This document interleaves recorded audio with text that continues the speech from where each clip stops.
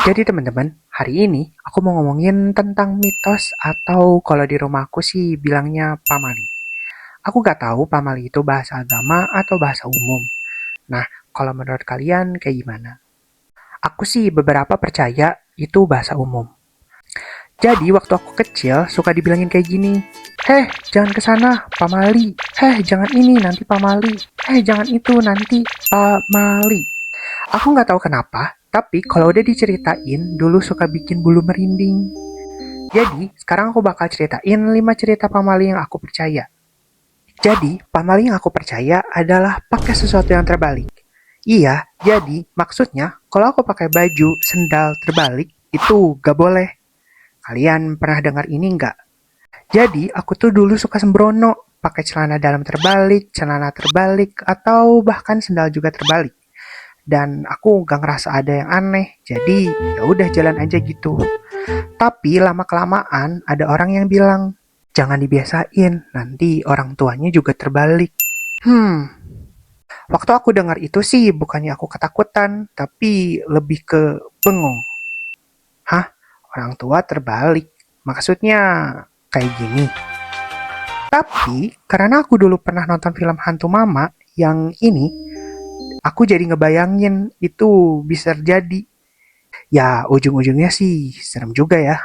Jadi aku bakal kasih rating 2/5 untuk pamali. Pamali yang kedua aku percaya.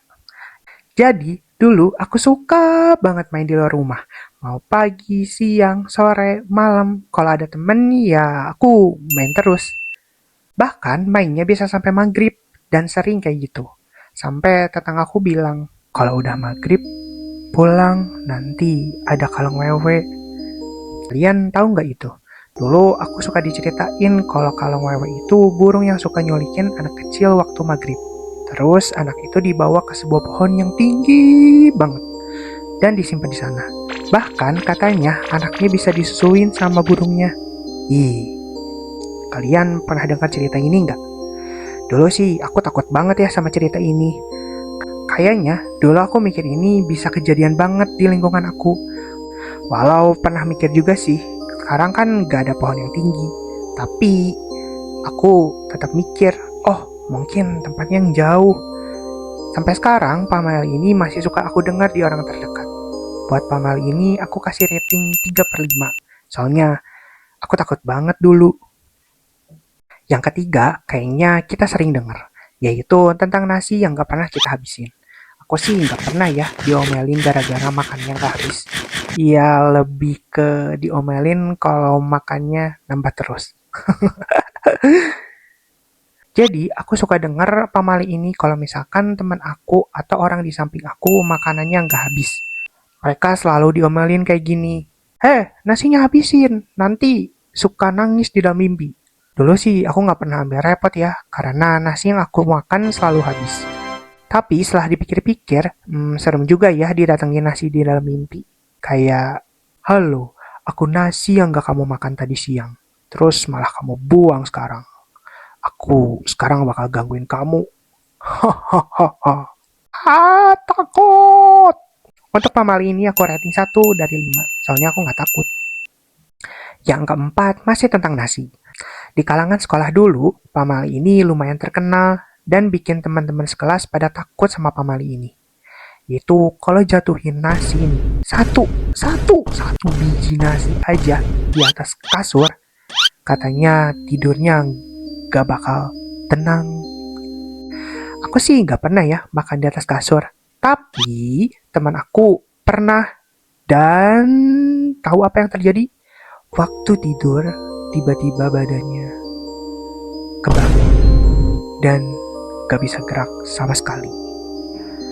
Terus di depannya keluar bayangan hantu dan dia gak bisa gerak buat kabur.